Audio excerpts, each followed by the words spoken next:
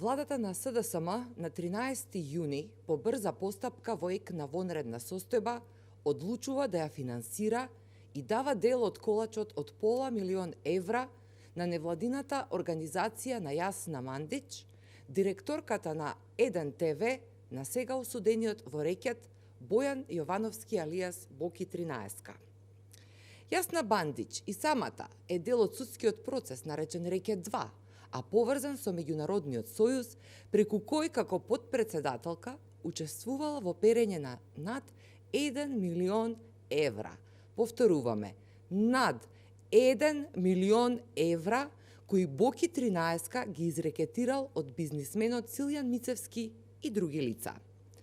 Мандик моментално се наоѓа во куќен притвор, но тоа очигледно не е пречка владата на СДСМ да ја даде дел од пола милионскиот колач.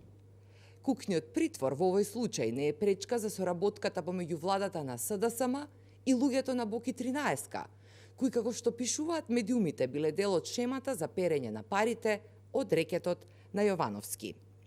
Очигледно е дека поврзаноста помеѓу Зоран Заев, Социјалдемократскиот сојуз на Македонија и главните извршители во аферата рекет продолжува и понатаму и не застанала со отворање на судските постапки. Ова е скандал. Ова е потценувачки за целата македонска јавност. Од една страна се глуми судски процес, а од друга страна се финансираат истите опфатени во милионски криминал и тоа со пари на граѓаните.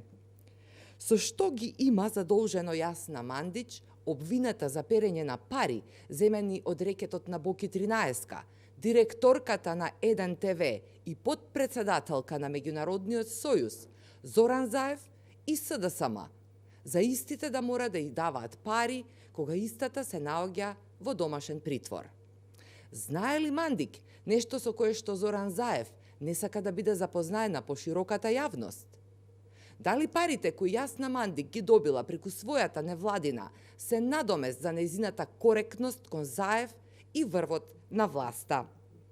Дали планот на Заев е рекет да заврши со осудени Боки 13 и Катица, а другите да останат на слобода поради нивното добро поведение?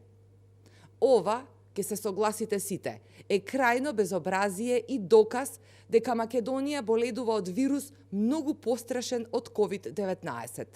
Тоа е вирусот Зоран Заев и СДСМ, кои го имаат метастазирано целото општество.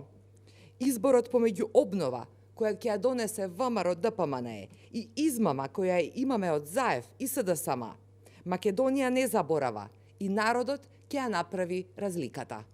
Ви благодарам.